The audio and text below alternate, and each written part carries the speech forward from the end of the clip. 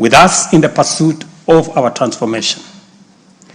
The context in which I make this national address is not only significantly different from previous occasions, but it is also a singular moment with unique historical implications for us all. It is an opportunity to affirm the principles and values of which our nation stands, review the steps we have taken, the path we have chosen in our journey of national development, and reinforce the commitments we have made to one another and to our beloved nation for the sake of the present and future generations. I do not take this for granted, and with utmost respect and humility before this august assembly of the people's elected representatives, I desire to respond to the most pressing concerns that have been raised by Kenyans of all walks of life in recent months. To my understanding, the concerns and issues voiced by millions of Kenyans about the state of our nation deserve meaningful engagement, thorough understanding, and thoughtful response.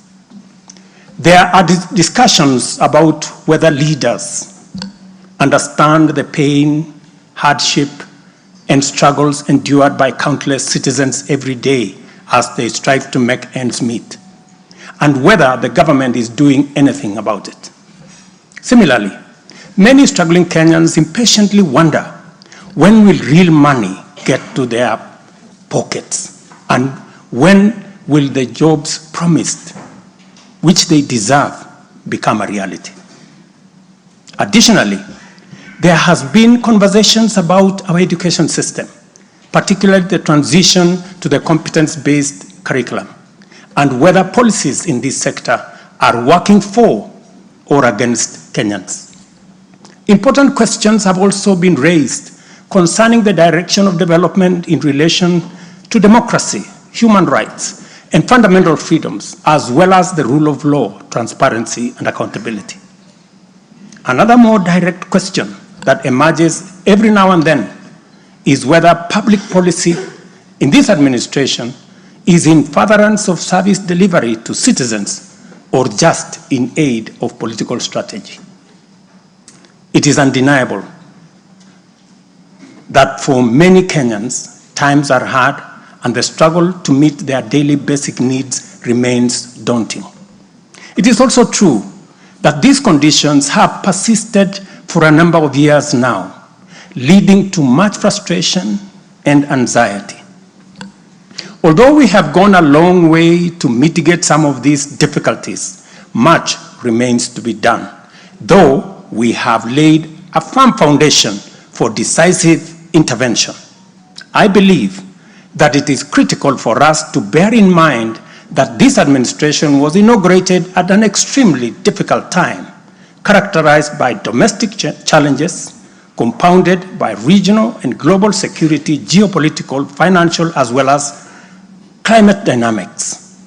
As a result, in 2022, the country's total debt burden was not immense, but it was also stacked up in the most burdensome manner, leaving very little room for investments in public service or development of critical infrastructure.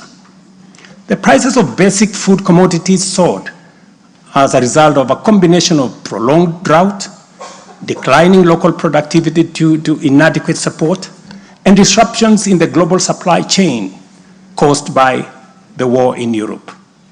Kenya faced a crossroads of extremely difficult choices, where defaulting on our obligations would have significantly worsened an already perilous situation, and more borrowing was not an option.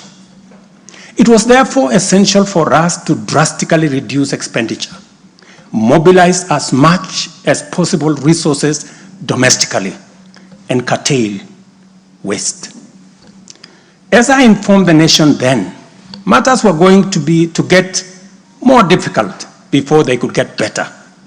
And we all had to tighten our belts and work hard under very unforgiving conditions.